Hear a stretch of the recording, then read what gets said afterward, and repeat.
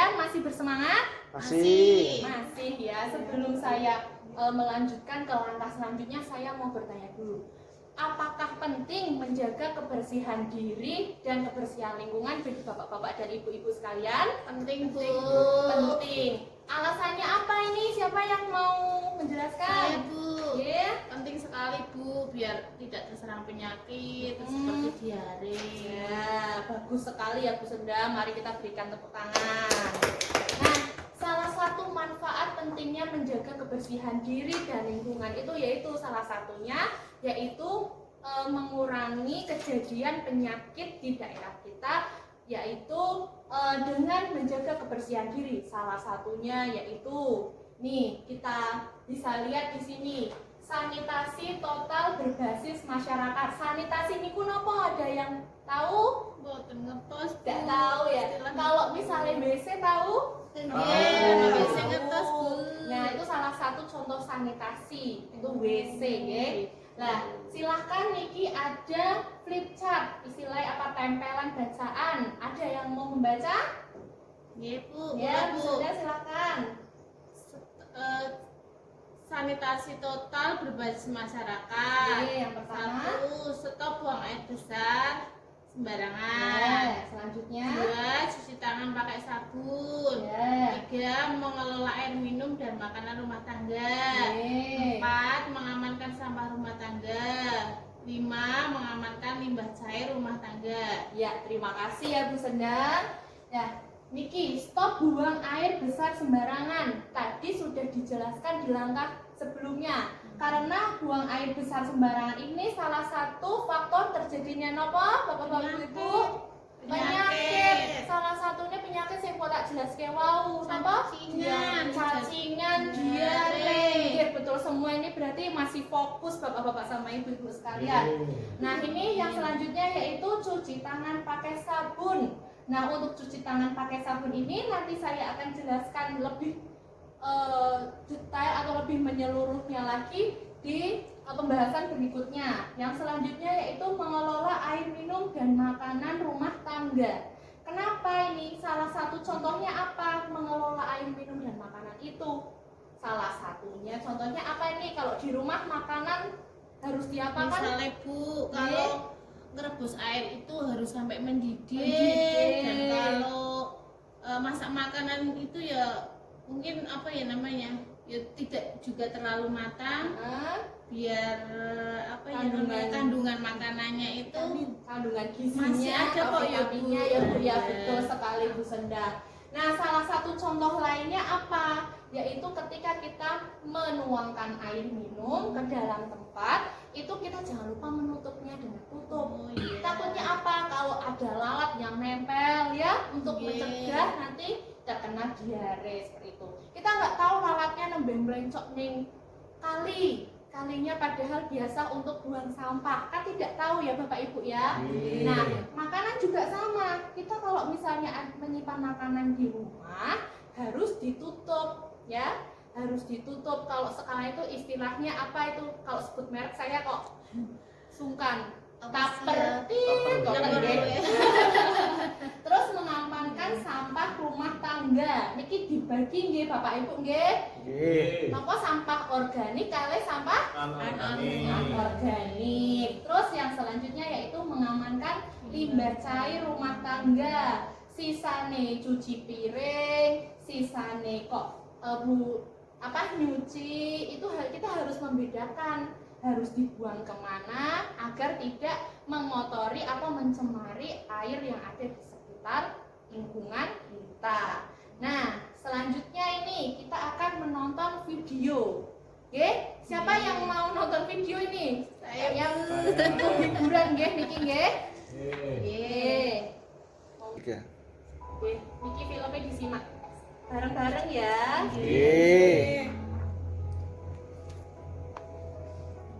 Kedengeran sampai belakang? Kedengeran, Bu. Ini ada Pak Yudi, ada Pak Rusli, ada tukang bangunan.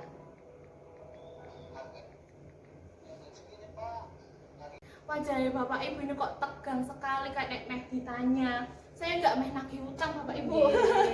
Nih, meh nanya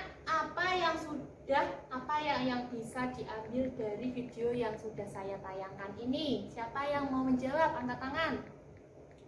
Saya Bu. Oke, Bu Yani. Ya, itu tadi saya menangkap bahwa ada bapak-bapak yang ingin membuat jamban daripada BAB-nya di kali, mungkin nanti menimbulkan kesehatan ibu hamilnya, dan lingkungan sekitar juga tercemar.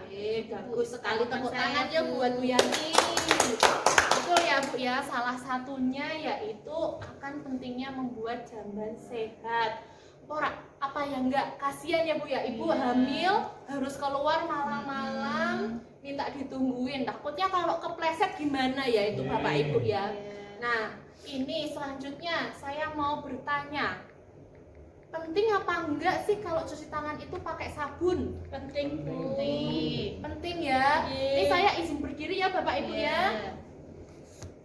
Nah kenapa kok cuci tangan pakai sabun itu sangat penting? Kersane kumane mati Bu. Leres Bu Rizka, kersane kumanya mati. Karena sabun itu mengandung beberapa zat kimia yang dapat mematikan kuman. Jadinya nanti kalau misalnya anaknya itu kok habis lari-larian disuruh cuci tangannya pakai sabun, ampun cuma di iwing. Kayak gitu ya Bapak Ibu ya. Nah, selanjutnya saya mau tanya, kapan kita harus cuci tangan pakai sabun kira-kira? Saya Bu. Bu Didi. Kalau mau makan. Oh, kalau mau makan, betul. Terus Mau tidur? mau tidur. Kalau mau tidur cuci tangan, cuci kaki ya. Iya. Betul. Terus Setelah nikah Bu, buang air besar napa Bu? oh, setelah buang air besar. Ada yang lain mungkin? Setelah melakukan aktivitas, mungkin habis dari sawah Iya. atau Bu, sisik-sisik kebon. Gitu. Nah, kapan saja kita perlu menggunakan cuci tangan menggunakan sabun? Nanti kita bahas di pembahasan selanjutnya. Biar tidak banyak persepsi tadi yang katanya Pak Ferry, apa benar mau tidur itu harus cuci tangan pakai sabun? Ya? Selanjutnya kita akan melangkah terkait apa ini ibu-ibu, bapak-bapak? Cuci tangan. Pentingnya cuci tangan. Pentingnya cuci tangan. Tadi sudah saya tanyakan kapan saatnya kita harus cuci tangan. Apakah penting kita cuci tangan menggunakan sabun? Bapak Ibu. Nah, kita akan memasuki materi terkait pentingnya cuci tangan. Nah, cuci tangan ada berapa langkah kalau tulisnya di sini Bapak Ibu? 5 apa gini Bu? 5 langkah cara mencuci tangan pakai sabun yang baik dan benar ya. Yang pertama, basahi tangan seluruhnya dengan air bersih dan mengalir. Ini tak bacakan ya Bapak Ibu. Tidak kelihatan sampai belakang ya. Ini saya bacakan saja, tidak apa-apa ya. Yang kedua, gosok sabun ke telapak punggung tangan dan sela-sela jari. Yang ketiga, bersihkan bagian bawah kuku-kuku. Yang keempat, bilas dengan air bersih mengalir. Yang kelima, keringkan tangan dengan handuk atau tisu, atau keringan dengan mengibaskan tangan. Seperti itu ya Bapak Ibu ya. Ini tadi yang sudah saya sampaikan akan kita demonstrasikan di langkah selanjutnya. Nah, kita perlu mengetahui terlebih dahulu kapan sih kita harus cuci tangan dengan sabun menggunakan air bersih dan mengalir. Yaitu yang pertama tadi katanya Bu Widi, sebelum makan ya Bu ya. Nah, betul Ibu, sebelum dan sesudah makan, jangan lupa sesudahnya ya. Kalau habis makan ayam masa nggak cuci tangan pakai sabun ya Ibu? Mambu Bu. Bau amis ya Pak ya.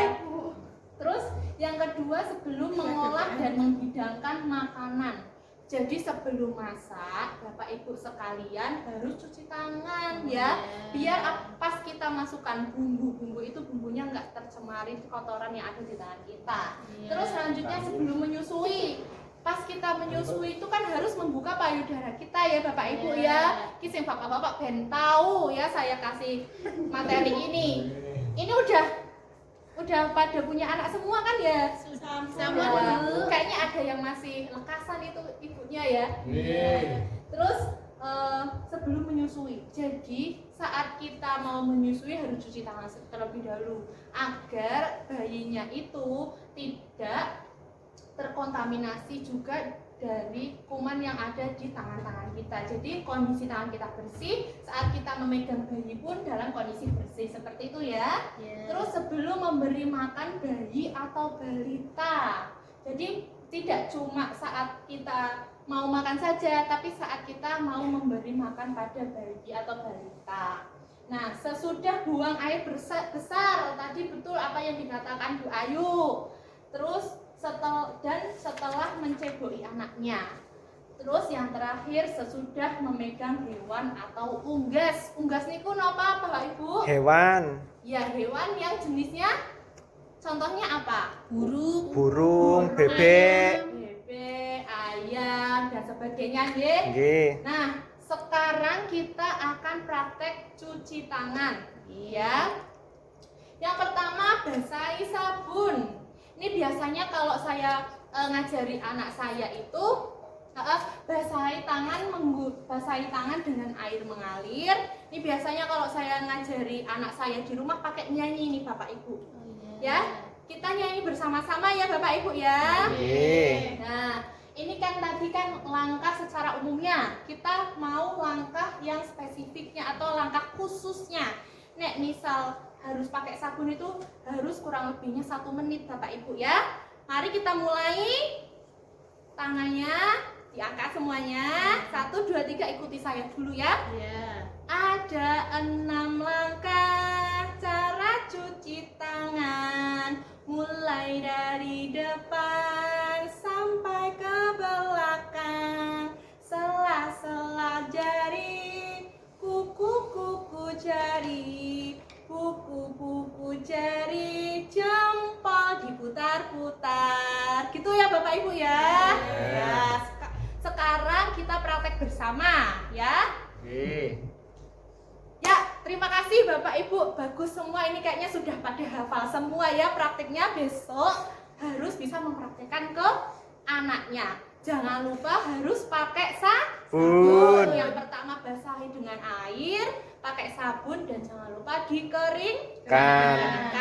Nah, nanti langkah cuci tangan ini bisa kita lihat di buku pintar. Bapak Ibu sudah punya buku pintar semua? Sampun. Ya, di halaman 22 ya Bapak Ibu. Nggih. Nanti kalau lupa bisa dilihat dari situ ya. Nah, selanjutnya yaitu terkait kebersihan anak. Apa sih yang perlu kita ketahui terkait kebersihan anak juga ada di buku pintar. Ya, siapa yang tadi sudah buka buku pintar? Bu Widi ya? Oh ya Bu Widi, kebersihan anak apa saja yang perlu kita pahami dan kita terapkan Ibu?